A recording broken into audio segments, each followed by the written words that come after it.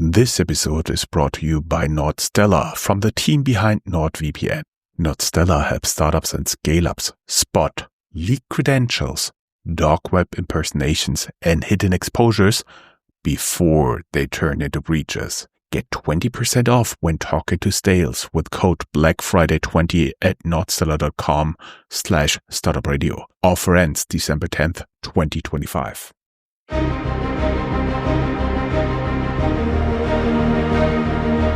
Welcome to Startuprad.io, your podcast and YouTube blog covering the German startup scene with news, interviews, and live events.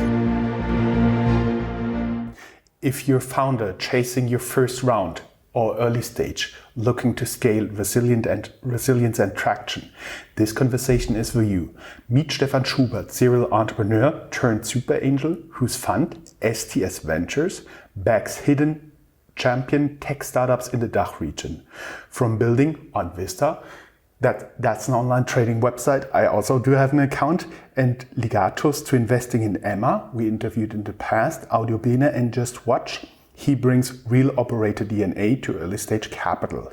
Stay tuned. Right after this break, we'll jump into the decision that turned a founder into one of Germany's most connected seed investors.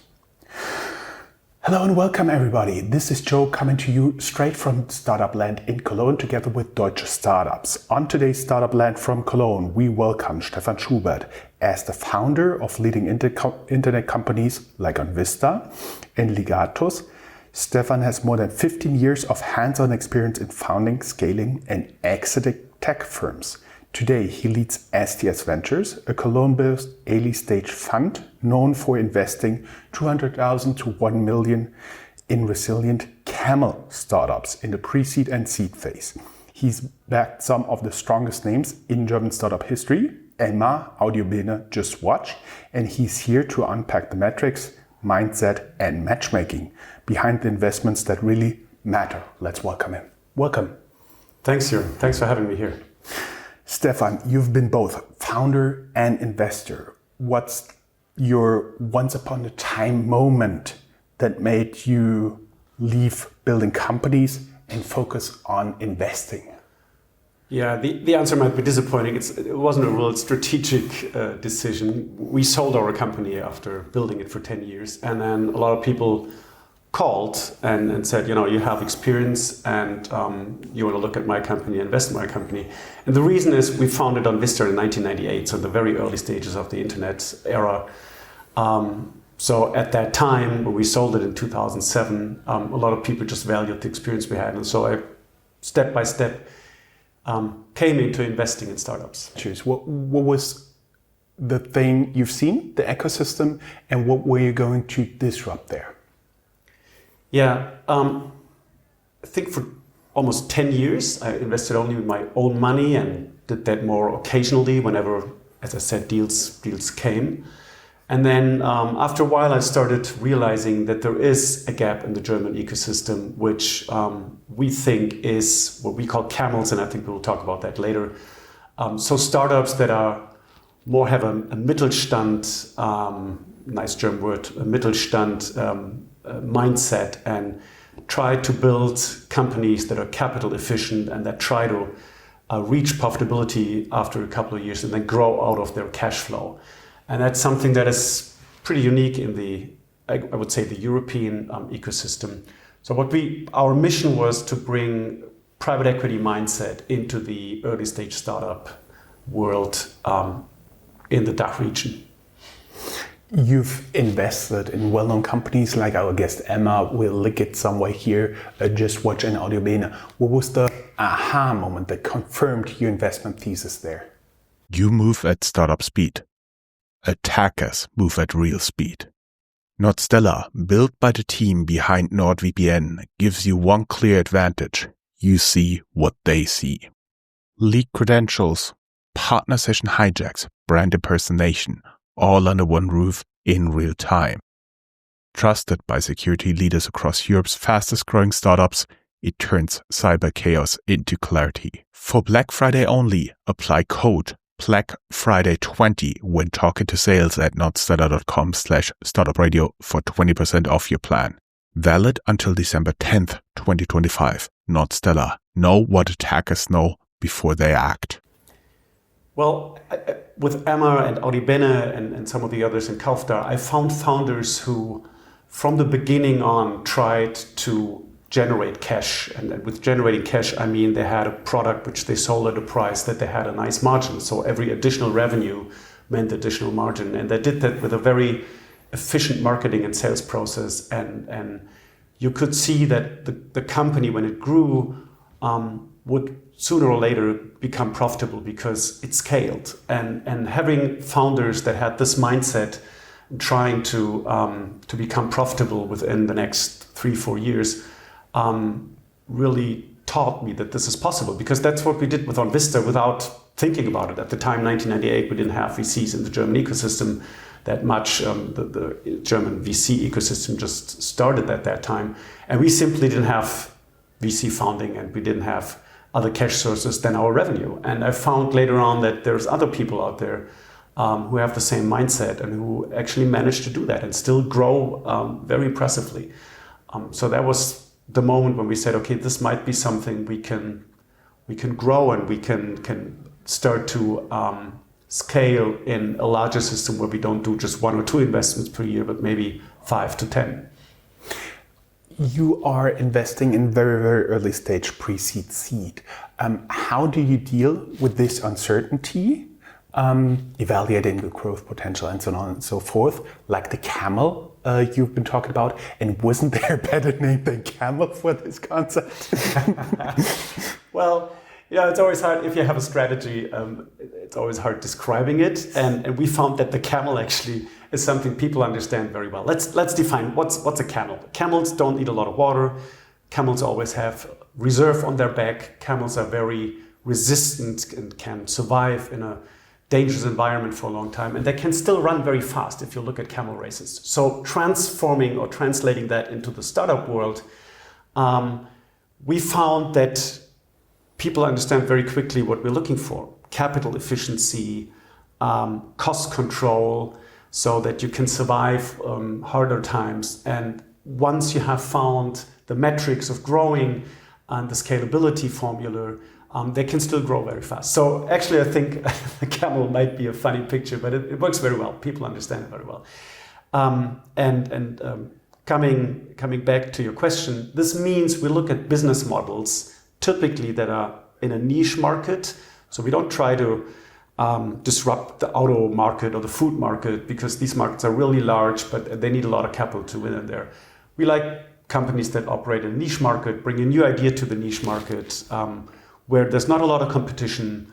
Therefore, you have high margins. High margins mean you can afford marketing, you can afford sales processes, and with each sales you generate a contribution margin that actually helps covering your costs. And what we look at in the first place is business models where we think that eventually, with a total investment of something between 1 and 10 million euro, they can become profitable and grow out of their operating cash flow.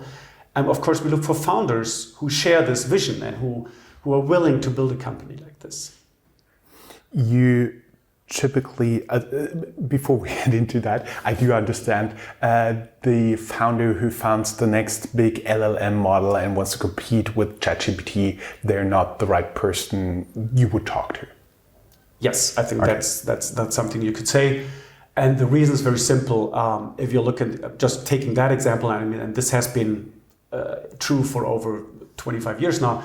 But if we look at the current AI world, I mean, companies like Meta and OpenAI, they invest 40-60 billion dollars per year into building LLMs, and I just don't think that is something we as STS Ventures and probably the entire European VC ecosystem can do. So we have to find smarter ways to build companies and make money. And yes, that's true. We wouldn't be able to look at these kind of companies. It doesn't work for us. Just to tease you a little bit, because there was a lot of talk around town and in the blogosphere recently How high do you think is the probability that the current AI market is a bubble? You know, I've been in this market for 25 years now, and we could actually draw a chart and show you the topic of the year for the last 25 years. Now it's AI, LLMs. 2 years ago it was NFT, before it was blockchain, before that it was e-commerce, before that it was circularity, and then it was don't forget quick delivery. Quick delivery, yeah, you know, so there's a new story in town every year, and that's okay. That's momentum investment, and some of these companies really grow very, very fast and become very big. But at the end, it's a very small percentage to succeed in these markets, and therefore, whenever one of these trends comes up, we tend to specifically not look at that, but look at the value that is creating behind these trends. So LLM and all these new tools we see in AI are a big change in the entire tech ecosystem. But it's just a tool, you know. 25 years ago, it was the internet, TCP IP and CGI bin, and nobody knew how to use it. And then we invented all kinds of languages. And I don't want to downgrade that, but at the end, it's a tool that we can use in different environments. And that's what we look at. How can we use AI and LLMs in new environments? Like, for example, we invested in one company that uses AI technology for the waste processing industry. And that's a very nice case where we think AI has a lot of value, but I don't have to create the base technology underneath, which is very, very competitive and needs a lot of cash to be successful.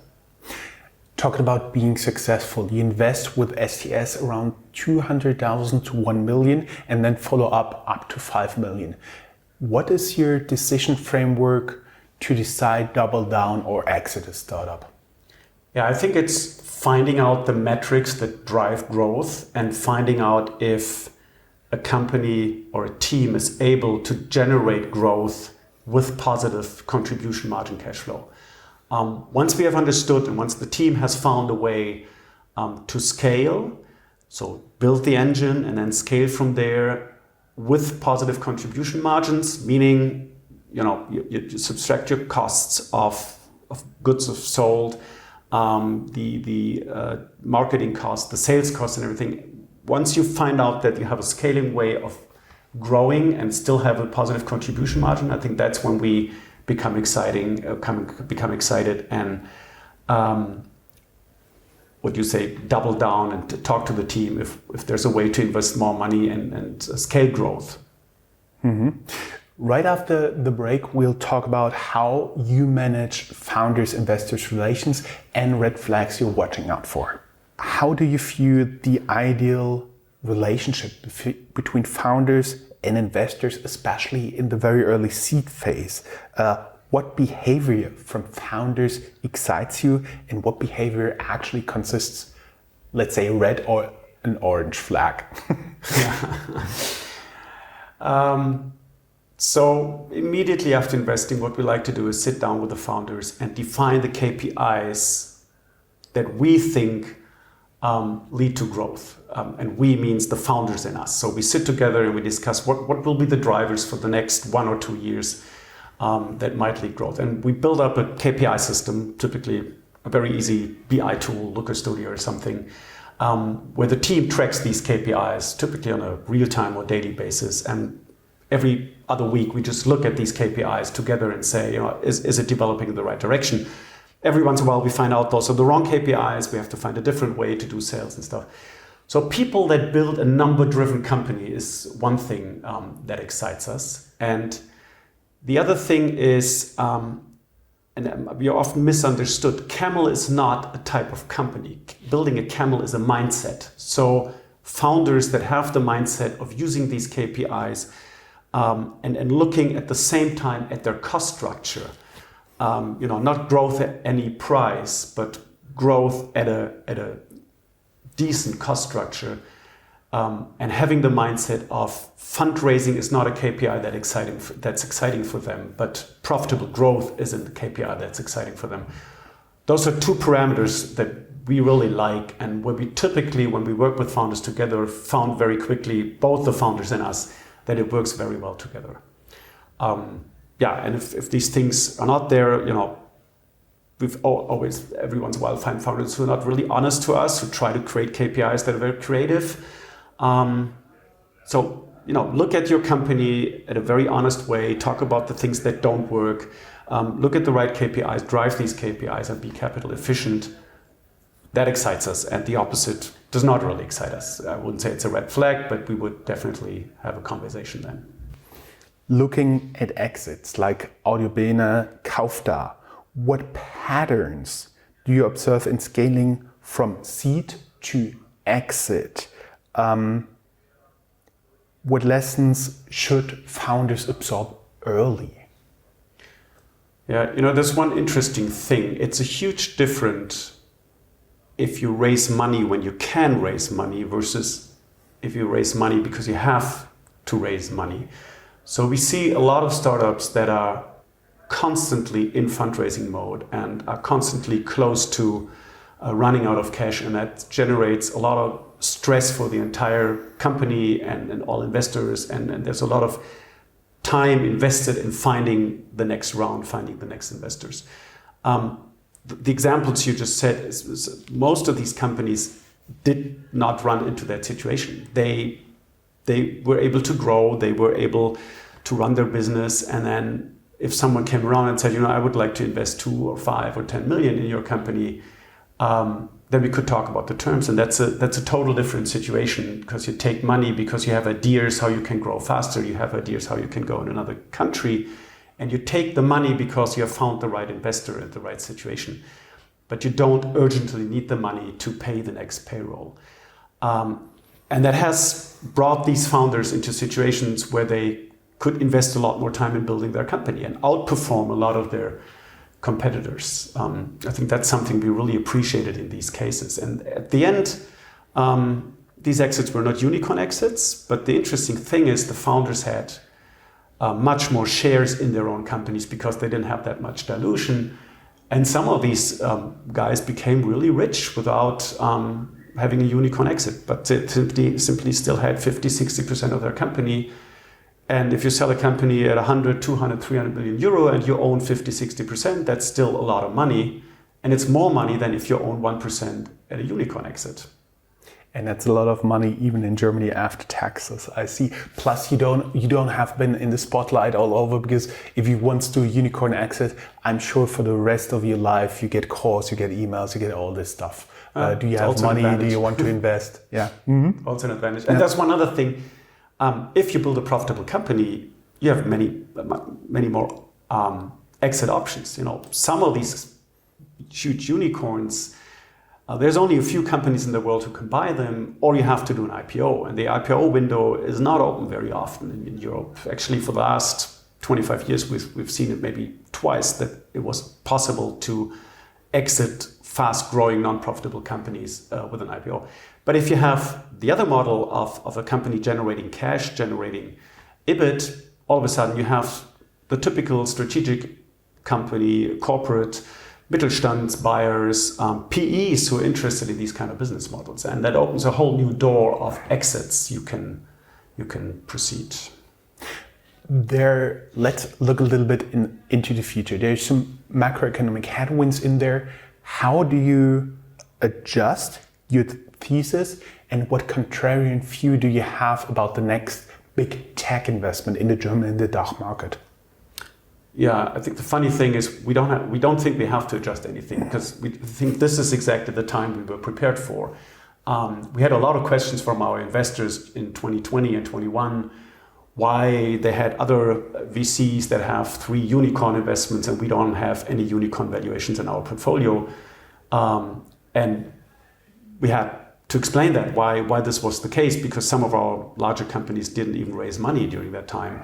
Now I think it's the right time for our strategy, and with our portfolio we have a lot of companies that simply don't need cash, and that's a very good situation we're in right now, and also the founders are in a very good situation to be in.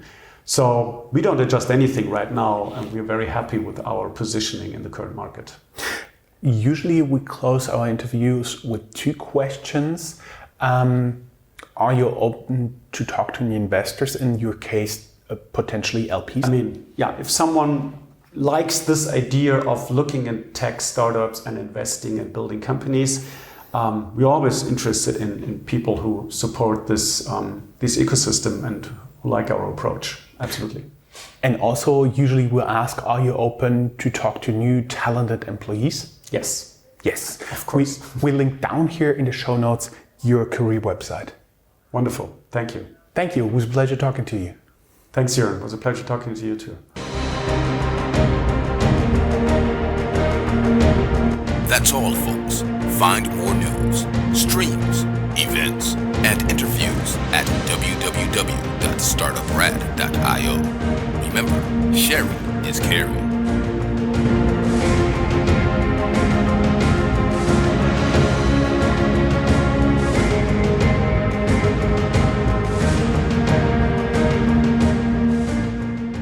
Thanks to Nordstellar for supporting this episode. Built by the NordVPN team, Nordstellar helps founders take control before threats escalate. Visit nordstellar.com/startupradio and use code BlackFriday20 for 20% off when talking to sales. Nordstellar, proactive protection for founders who think ahead.